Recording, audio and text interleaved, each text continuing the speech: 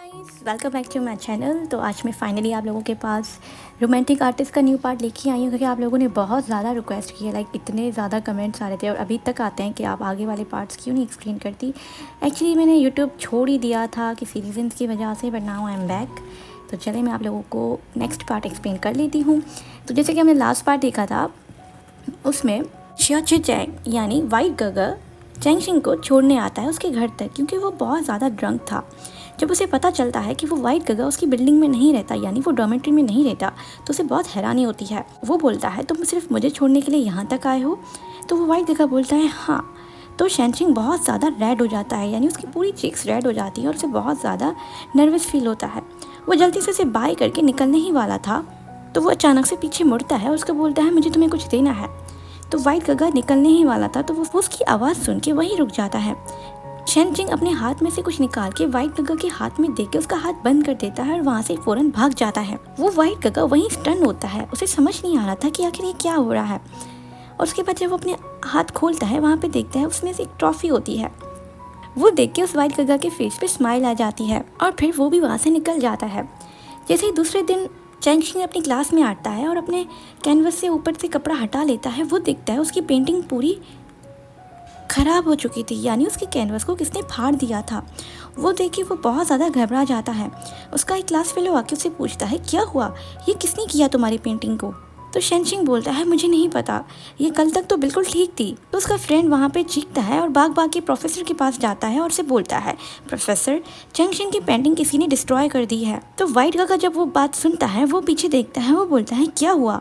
उससे पहले वाइट गगा आए, वो टीचर आ जाता है शैनशिंग के पास। वो उसे पूछता है क्या तुमने ये खुद ने किया है या किसी और ने किया है? तो शैनशिंग बोलता है नो, मैंने ये नहीं किया। जब मैं क्लास में आया तो मेरी पेंटिंग इसी तरह थी। तो प्रोफेसर बोलता है अच्छा, अगर ये किसी और ने काम किया होगा तो वो कैसे आया होगा अंदर?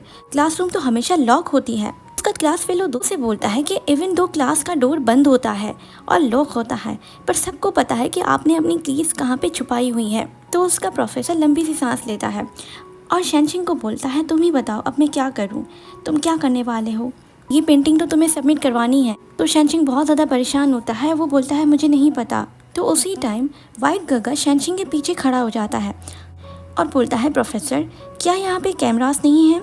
दरवाजे के बाहर कैमरास होंगी, अगर हमें कैमरास की फुटेज मिल जाएगी तो हमें पता चल जाएगा ये सब किसने किया, और ये इतना ज़्यादा मुश्किल तो नहीं है। शैनशिंग तब देखता है कि शियाची चैंग आके सामने खड़ा हो गया है, यानी वाइट गगा खड़ा हो गया है। तो वो बहुत ज़्यादा नर्वस होता है, पर उसे बहुत अच्छा भी लगता है कि कोई उसका साइड ले रहा है। पर उससे पहले शैनशिंग कुछ और बोले, वो वाइट गगा बोलता है मुझे लगता है कि किसी क्लासमेट ने ही ये काम किया है और मुझे नहीं लगता कि हमें इस प्रॉब्लम को ऐसे ही छोड़ देना चाहिए। व्हाट इफ अगर किसी और का भी काम इसी तरह डिस्ट्रॉय कर दिया गया हो आगे जाके और किसी और के साथ ऐसा हो?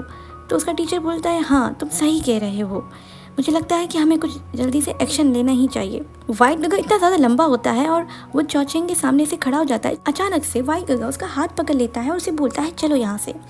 तो चौचेंग बोलता है कहाँ? तो वाइट गगा बोलता है फॉलो मी, मैं तुम्हें बता रहा हूँ कि तुम्हारी पेंटिंग ठीक हो जाएगी। वो उसी टाइम चौचेंग की पेंटिंग उठा लेता है और चौचेंग को लेके वहाँ से निकल जाता है। और वो चौचेंग को बोलता है मुझे पता है हम इसको कैसे ठीक कर सकते हैं, मैं जानता हूँ किसी को जो तुम्हारी पेंटिंग को रिपेयर कर लेगा, और मैं प्रोफेसर से भी बात कर लूँगा। प्रोफेसर तुम्हारी असाइनमेंट कुछ टाइम बाद ले लेगा। चैंगशिंग रोना स्टार्ट कर देता है, उसे ज़ोर ज़ोर से रोना आ जाता है। जैसे ही वाइट गगा पीछे देखता है, वो देखता है शैनशिंग तो बहुत ज़ोर से रो रहा था। तो वो वाइट गगा उससे पूछता है कि तुम रो क्यों रहे हो? मैं बोल रहा हूँ ना कि हम इस प्रॉब्लम को सॉल्व कर सकते हैं, इट्स ओके। तो शैनशिंग बोलता है नहीं, मैं बस बहुत ज़्यादा एग्जॉस्ट हो चुका हूँ। जब मैंने इस पेंटिंग को देखा कि ये डिस्ट्रॉय हो चुकी है, मेरे दिमाग में बस एक ही बात आई कि मैं इसको कैसे दोबारा बनाऊँगा। डेडलाइन बहुत ज़्यादा करीब थी और मेरे पास इतने इनफ मनी नहीं है कि मैं फिर से मटेरियल्स लूँ और फिर से पेंटिंग को बनाऊँ। तभी मुझे एक चीज़ रियलाइज़ हुई कि ये पेंटिंग मेरी एक असाइनमेंट है, और जब भी मैं कुछ अच्छा करना चाहता हूँ और अपना बेस्ट देना चाहता हूँ, हमेशा मेरी चीज़ें इस तरह ख़राब हो जाती हैं। कुछ बोलते हुए चौचेंग बहुत ज़्यादा ज़ोर ज़ोर से रो रहा था। तो वो वाइट गगा बहुत ज़्यादा करीब आ जाता है और वो बोलता है ये तुम्हारा फॉल्ट नहीं है और इसमें कोई भी बुराई नहीं है कि तुम चाहते हो तुम्हारी सारी चीज़ें बहुत ज़्यादा अच्छी जाएँ, और हमेशा ऐसे होता है। भले इंडीड आप बहुत ज़्यादा अच्छा करो और अपना बेस्ट दो, पर चीज़ें हमेशा उस तरह नहीं जाती जिस तरह आप चाहते हो। आप हमेशा अच्छा करना चाहते हो और हमेशा बेस्ट करना चाहते हो, पर हमेशा आप जैसा चाहते हो वैसा हो ऐसा नहीं होता, और यही रियलिटी है और हमें एक्सेप्ट करना पड़ेगा। तुम दोबारा से अपना बेस्ट देना और तुम्हारी चीज़ें बिल्कुल अच्छी हो जाएंगी, डोंट वरी। वो वाइट गगा बहुत ज़्यादा चौचिंग के करीब आ जाता है और उसका फेस को वाइप करने लग जाता है अपने हाथों से। और मेरी बात हमेशा एक याद रखो, जो भी कुछ तुमने किया है वो वेस्ट नहीं जाएगा। तुम्हारा आर्टवर्क कभी भी तुम्हें बिट्रे नहीं करेगा। एक बात हमेशा याद रखो, जब ज़रूरत पड़े तो तुम लोगों से हेल्प ले सकते हो। सारी चीज़ें अपने ऊपर नहीं डाला करो। इतना ज़्यादा स्ट्रेस लोगे तो तुम कैसे करोगे काम। जब भी तुम्हें ज़रूरत पड़े तुम मेरे पास आया करो और मुझसे हेल्प लिया करो। ये वर्ड सुन के चौचिंग बहुत ज़्यादा चुप हो जाता है, पर थोड़ी देर के बाद वो बोल देता है। वो वाइट गगा का हाथ पकड़ के बोलता है, मेरी हेल्प करो। तो वाइट गगा बहुत प्यारी सी स्माइल देके बोलता है, ओके मैं तुम्हारी मदद करूँगा। और उसके बाद वो दोनों वहाँ से निकल जाते हैं। वाइट गगा अपने से घर लेके आता है। जैसे ही वो दरवाज़ा खोलता है चौचिंग का फेस तो फट जाता है।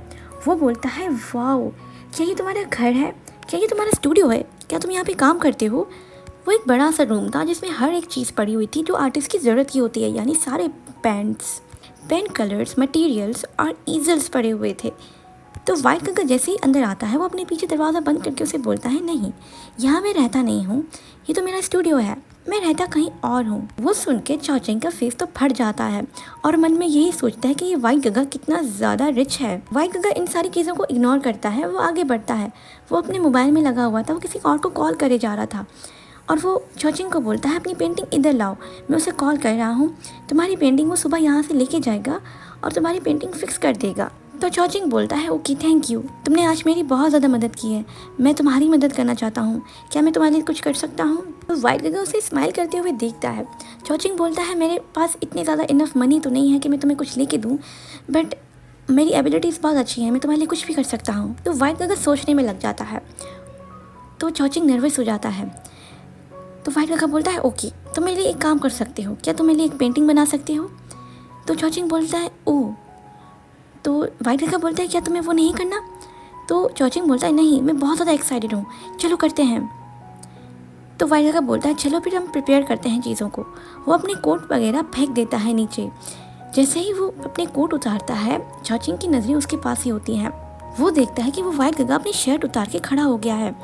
चौचिंग बहुत ज़्यादा शॉक हो जाता है और वो अपने आंखों के सामने हाथ रख देता है। वाइट गगा वो रिएक्शन देख के चुप हो जाता है और वो चौचिंग को बोलता है, क्या हुआ, क्या तुमने कभी किसी पर्सन को नहीं पेंट किया।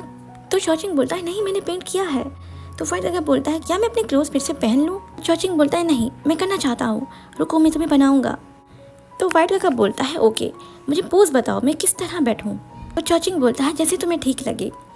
उसी टाइम चौचिंग सारे मटेरियल्स उठाता है और अपने आप को बोलता है, बस तुम पेंटिंग पे फोकस करो, कहीं और मत देखना। वो अपने आप को ये चीज़ें समझाने लगता है। बट वाइट गगा इतना ज़्यादा डैशिंग और इतना प्यारा लगता है, उसे समझ ही नहीं आ रहा था कि वो कहाँ से शुरू करे और उसे बहुत ज़्यादा नर्वस फील होता है और अपने आप को बोलता है, calm down, it's just a painting. और एक लंबी सी सांस लेके वो शुरू कर देता है पेंट करना। वाइट गगा उसे ही देखे जा रहा था, एक बार भी उसने अपनी आंख हटाई नहीं थी चौचिंग से। चौचिंग नर्वसली बोलता है, मैंने पेंटिंग बना ली। और उसके बाद जैसे ही वाइट गगा उसके करीब आने वाला था तो वो उसे बोलता है, नहीं पहले प्लीज़ अपने क्लोथ्स पहन लो, उसके बाद करीब आओ। तो वाइट गगा अपने क्लोथ्स पहनने लग जाता है और वो आके चौचिंग की पेंटिंग देखता है। वो उसे बोलता है, नॉट बैड, चलो उससे और ज़्यादा अच्छा करेंगे हम बाद में, अब मेरी बारी, मैं भी पेंट करना चाहता हूँ, तुम मेरे मॉडल बन जाओ। तो चौचिंग बोलता है, क्या मैं मॉडल बनूंगा। तो वाइट गगा उसे कोई जवाब नहीं देता। वो बोलता है, इट्स ओके, अगर तुम्हें कपड़े नहीं उतारने तुम इस तरह भी बैठ सकती हो, मैं तुम्हें इस तरह पेंट कर लूँगा। वो बोलता है, नहीं। और चौचिंग अपने मन में यही सोचता है कि इसमें कुछ बुरा तो नहीं है, वो भी एक लड़का ही है और मैं भी एक लड़का ही हूँ, इसमें कोई नर्वस होने की बात नहीं है। और वो अपने क्लोथ्स रिमूव करने लग जाता है। वो बहुत ज़्यादा नर्वस होता है। तो वाइट गगा बोलता है, मैं तुम्हारी मदद कर सकता हूँ।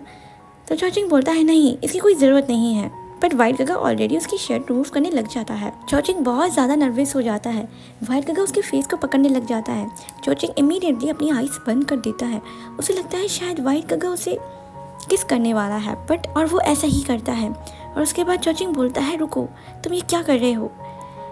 तो वाइट गगा बोलता है मुझे लगा तुमने अपनी आईज बंद कर दी हैं, तो इसका मतलब यही है। सचिन बहुत ज़्यादा इम्पल्सिव हो जाता है। वो बोलता है तुम्हारे क्या मतलब है, अगर कोई आईज बंद कर लेता है नर्वसली तुम उनको किस करते हो। तो वाइट गगा उसका कोई जवाब नहीं देता, वो उसे टाइटली पकड़ के उसे किस करने लग जाता है बहुत ज़्यादा एग्रेसिवली।